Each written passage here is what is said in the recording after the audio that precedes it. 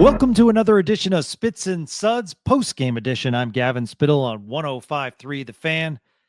Stick tap, as we always say, to you, our Sudsies, for listening and making this the top hockey podcast in Odyssey and also top stars podcast in DFW. Truly appreciate it.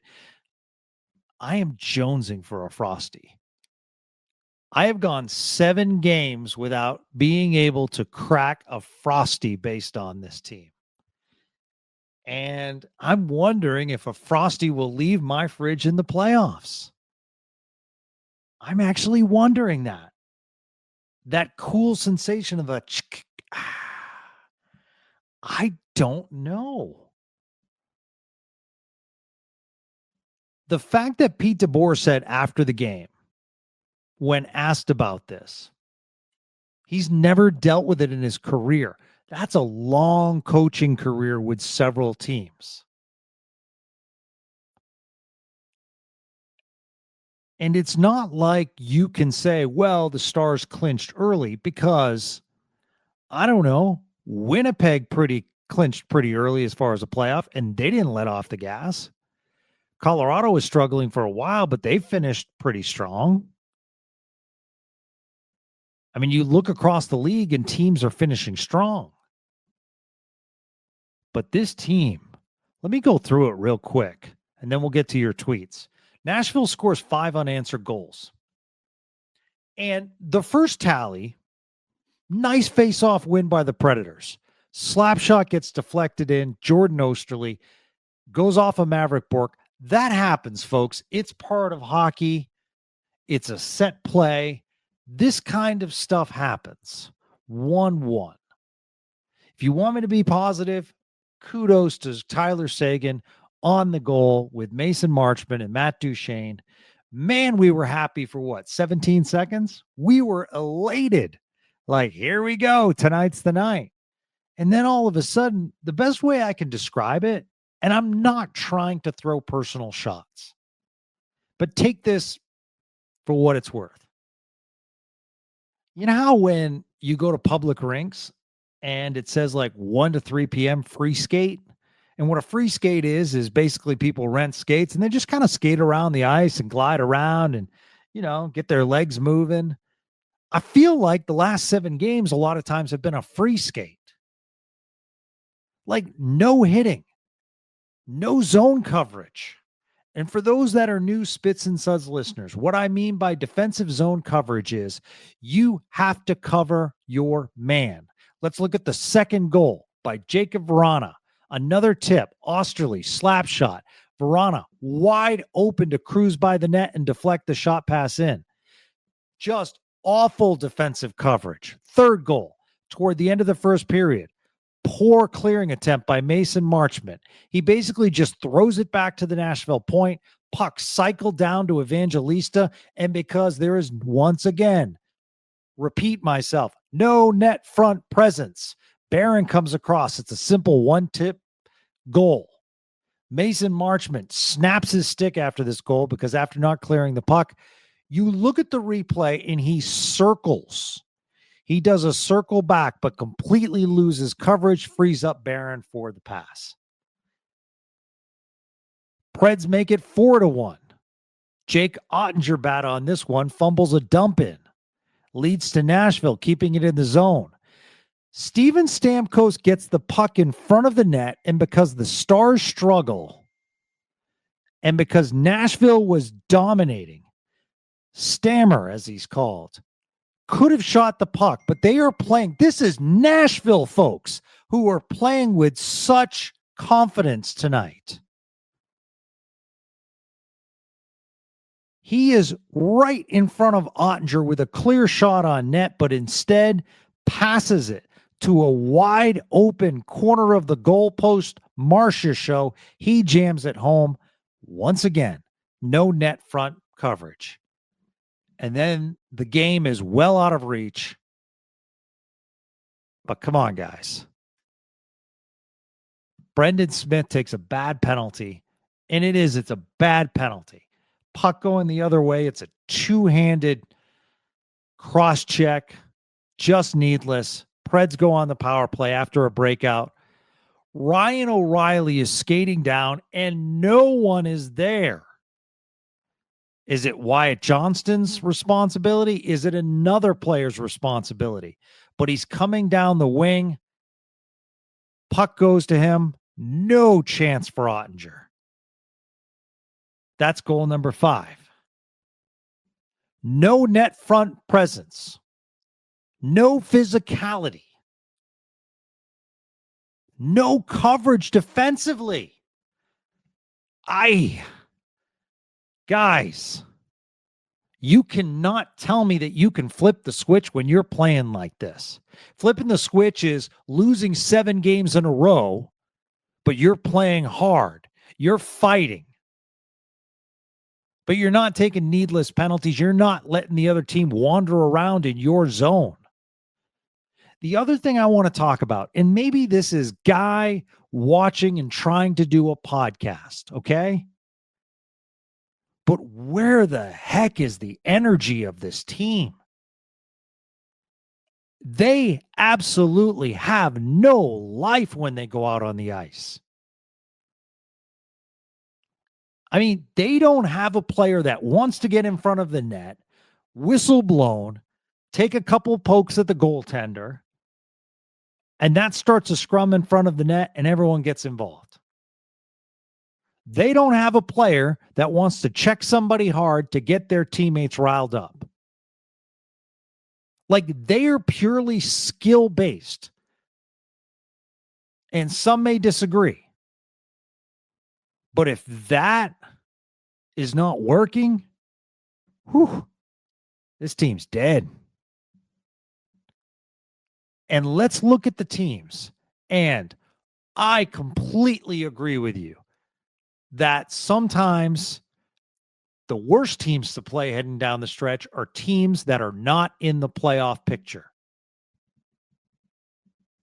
But when you look at the Dallas Stars and who they played, 100% will give you Winnipeg.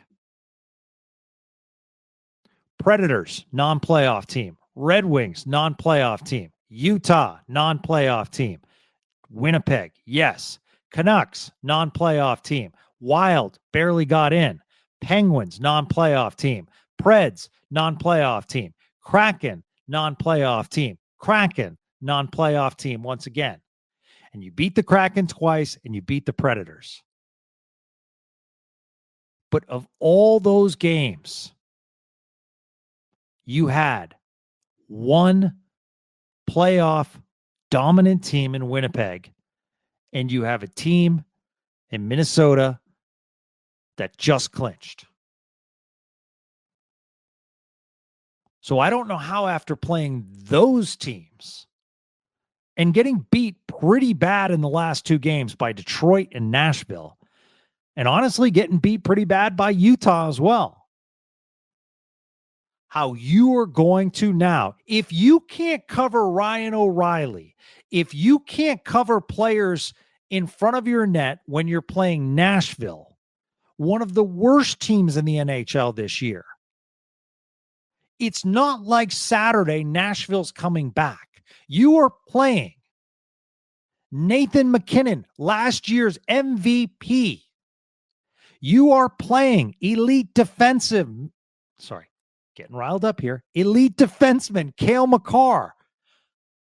You are playing Gabriel Landeskog, who's not only coming back, he's projected to be on the 3rd line. And we're just expecting them to turn it on. I mean, kudos. If they're the Rangers, like our baseball team did a couple of years ago, and backed into the playoffs and then went on this epic run, absolutely amazing. And I optimistically want to be there with you. I want to be there with you. I hate it when I see like no energy and going through the motions. And then after the game, well, we could just turn it on. I mean, we have to. It's like, come on, guys. And I know a lot of you are going to say this, that it's Pete DeBoer based on his track record. And that's an argument that we certainly can have, and a debate that we can have. But you got to listen to me when I say, if this team does not get past the first round, if you think firing Pete DeBoer is going to make the difference, I think you have to do a deep dive more into this team and make other changes. And I'm not going to say what those changes are because now's not the appropriate time. But you have got to add some grit and fire into this lineup. Okay, let's get to your tweets. Looks like Gavin needed to be on the couch rather than being the listener tonight. Just wanted to get that off my chest. Salty Self Travis says, think the losing streak is going to have a lot of folks asking for Pete DeBoer's head. Thankfully, they aren't the GM. And Nuts for Lutz says, look at how Pete DeBoer's tenure ended with his other clubs and see the parallels. So I understand what you're saying, Nuts. But at the same time, I'm mentioning two guys on Twitter and I'm using Nuts and Salty. Social media at its finest. So let me just say this. I just don't think it's Pete DeBoer. Like 50 wins, 2 straight seasons. I mean, who else are we going to bring in? Are you going to go and get out the University of Denver coach who hasn't coached in the NHL before? I mean, hey, if he can put it together, that's great. You did that with Jim Montgomery and you did have success before he had to resign or they parted ways with him. Kenny Chadwell. Historically, this is when Pete DeBoer has been shown the exit after all his other stops. If we get swept by Colorado, I think he needs to meet the same fate. I'm telling you guys, if you fire Pete DeBoer, okay, but how many coaches do you have to go through? Pete DeBoer, Rick Bowness, Jim Montgomery, Ken Hitchcock. Should I keep going? You've gone through a lot of coaches. You need to change the makeup and attitude of this team. Just one guy's opinion. Just one guy in front of a microphone with an opinion. By the way, Robert Tiffin will join us tomorrow. We'll do a Colorado-Dallas deep dive. So we'll put this behind us. We'll ask Robert his thoughts, and then we'll go from there. Also, did not sound overly optimistic by Pete DeBoer after the game regarding Jason Robertson's status. Injured during the game, didn't come back. They said he's going to have further evaluation coming back from Dallas. The team is not practicing tomorrow, so not sure when we'll find out the status of Jason Robertson, but let's think optimistically that he can play in game 1. What the Blicken says, popping Frosties, but not in the fun way. I guess I could do that. I guess I could pop a Frosty to commiserate with you guys. Not worried, though. The playoffs intensity and energy is completely different. This team has plenty of experience playing do-or-die hockey, so they'll reset and give something else on Saturday. I'm crossing my fingers, Blinkens. I really am. Why Joe number 53 is elite? Either they will win the cup or they won't. That's the equation every season. Win on Saturday and all the bad feelings go away, but we still won't be all that much closer to the goal. Buckle up. Listen, Pete DeBoer has to earn his paycheck. With the defensive lapses that we've seen against non-playoff teams, how are they going to stop Nathan MacKinnon? Jordan H. says it's hard to be positive right now. Noah Brown, 0-7 in previous game 1s is a stat they desperately need to erase. Oh, my goodness, Noah, you brought up a great point. 0-7 in game 1s. Hopefully they don't do it on Saturday. Should be interesting to see what star team shows up on Saturday. You think Robo will be back for game 1? Love the pod. Thank you, Noah. Love you, Stick Tap. I'm not sure. I did not like the tone after the game regarding Robertson being available for game 1, but further evaluation, let's see what it is. I mean, this team has been injured enough. Get Sagan back. Now you lose Robertson. That's troubling. Robert Donahue, they will be out in the first round. Travis asked another question. Think the losing streak is going to have a lot of folks asking for Pete DeBoer's head. Thankfully, they aren't the GM.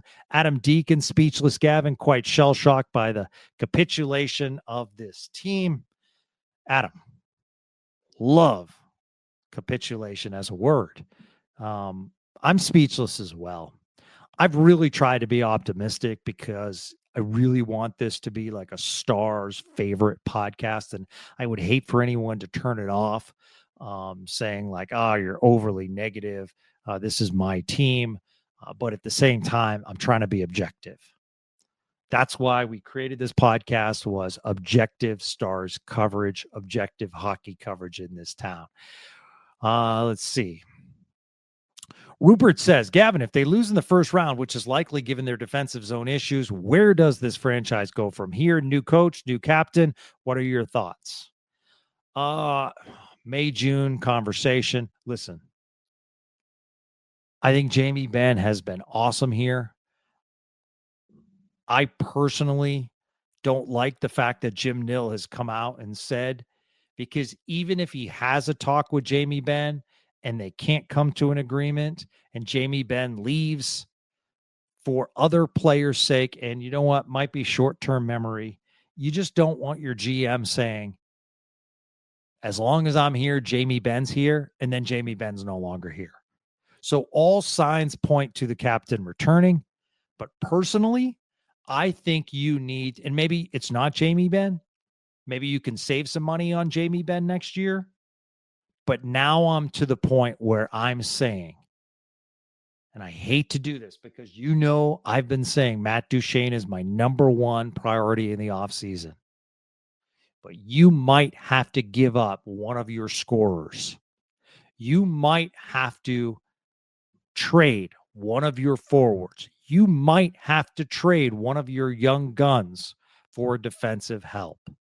Because even if Miro's back, this team needs another defenseman. Ilya Lyubushkin started out great, has not been great in the last quarter of the year. Cody Ceci will be leaving you.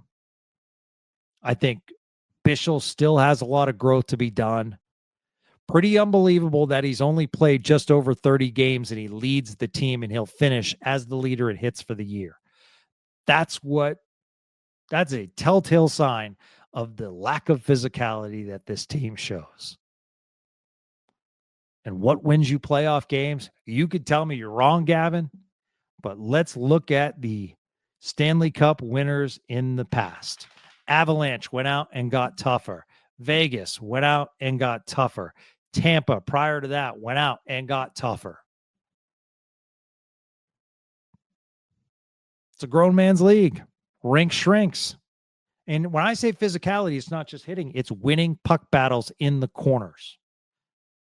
Husky says, we can all hope that this team doesn't look anything like it's going to change. Similar to the loss in Vancouver, this team has looked deflated. Since the loss to Vancouver, this team has looked deflated and out of it. Nothing to be truly optimistic about. If they get swept, then this collapse will officially be worse than the collapse suffered in March of 2018. I'll say this, Husky. Our producer, Gregory Finley, was talking about this pregame. I understand the Vancouver collapse was certainly NHL historical, but I actually think the collapse began with Pittsburgh. To have a Pittsburgh team that was pretty battered and struggling in several categories, for them to come in and really outplay you, I think that's where the decline started. All right. All for Texas says, I have no optimism. Fire Pete DeBoer.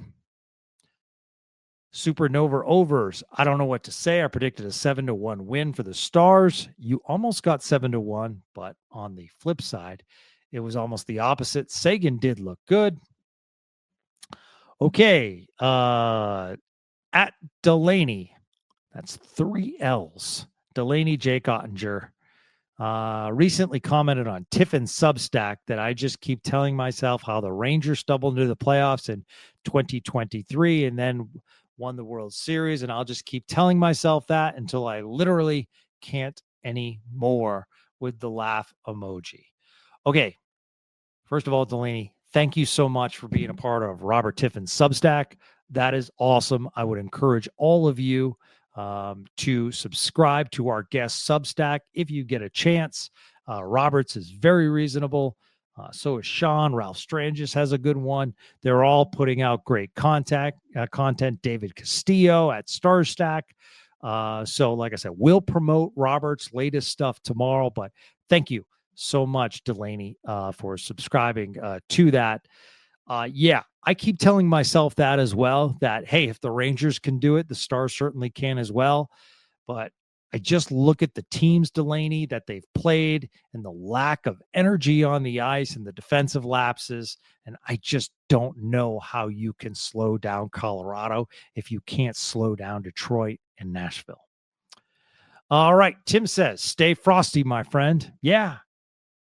You know, if this podcast wasn't being recorded right now, I would take about 30 seconds. I would go to my refrigerator. I would grab a Frosty. I would run back, and you would hear the sweet sounds of a Frosty, because this loss has made me thirsty, and your support has as well. All right, Aaron Theckman, I'm happy at least Seguin looked good overall in his return. And by the way, guys, we'll see how Seguin feels tomorrow. That's a big telltale sign. All I can hope for is that this team somehow starts playing well, since they are opening the series at home. Hope Robertson is okay. Yeah, I mean, that's a big loss if Jason Robertson goes out. Dart, can we give our playoff spot to Columbus? Man, Montreal with the win tonight gets in. I'm happy for Montreal. You guys know that I'd have to look back, but Montreal's in, Winnipeg's in, Toronto's in, Edmonton's in, Vancouver's not in, Ottawa's in. This is a very good year for Canadian NHL franchises. So that's pretty cool. So the only ones missing out of the franchises in Canada are Calgary and Vancouver. But as I mentioned, Ottawa getting in for the first time in a while. Stick tap. Montreal, what a story they are. What a story of coaching by Martin St. Louis. And you look at their defenseman, Lane Hudson. Whoo, is he good? And then you look at the mix of veterans and young guys on it. Montreal's going to be a little tough in that first round. So, you know, the Caps are the Caps, and they're having an unbelievable year. But stick tap to Montreal. That's great. So Ottawa, Montreal, Winnipeg, and Toronto are all in. So as I tell you that. But what I meant to say is Dart is right. After the tragic loss of Johnny Gaudreau prior to the season and changing their head coach and the drama that has happened over the years in Columbus, this truly has been an amazing story that the Columbus Blue Jackets, up until last night, were 2 points away from making the playoffs. They're one of the best stories in the NHL. And, you know, you're happy for Montreal, but at the same time, what a story by the Columbus Blue Jackets, and what a year. Their fans should be really, really happy with their performance. Justice B, we talk about a lethargic defense, but our goalie situation might need to be revisited. I'm a Jake fan, but I'm not seeing the Otter magic from earlier this season or years past. Glad to see Casey get some reps in. Okay. 5 goals. So tell me, my friend, first Nashville goal, deflection off of Maverick Bourque, completely went to the other side of the net. That's not on Ottinger. Verena, right in front of the net with a tip. No one covering him. That's not on Jake Ottinger. Third one, coming across for, once again, a one-touch tip goal. Not on Jake Ottinger. Could he make some of these saves? Sure. But these are point-blank opportunities. High-quality scoring chances. Number 4, that's on Jake Ottinger. Fumbles a dump in. Number 5, Ryan O'Reilly, wide open, one-timer. You cannot leave a vet like Ryan O'Reilly that wide open. So, might I have Jake Ottinger bias? I think he's a really good goalie. I think he can play better. And for any chance against Colorado, he needs to be elite. I think Jake Ottinger's been a very good goalie this year, but he did not take the level of elite that Hellebuck did. You know, guys like that. Guys that have played really, really well. So we need Jake Ottinger to step up, but I'm countering your tweet. I just don't think the goalie situation is the issue. In fact, prior to the last couple of games, I think if you asked me what the best position on this Stars team is, I would say it's goaltending with DeSmith and Ottinger. And you say you're glad to see Casey got some reps in, of course. But at the same time, you know, DeSmith let some goals in toward the end of the year as well. All right, Chris Barnard says, trying to keep it PG, but I'm echoing Ralph Strangis here with F-bombs. Per Megan Cheka, average shots allowed per game, 36 for the opposition. This is a roster issue, yes, but also a systems issue. The man-on-man coverage is going to see this team get bounced in 4 to 5 games.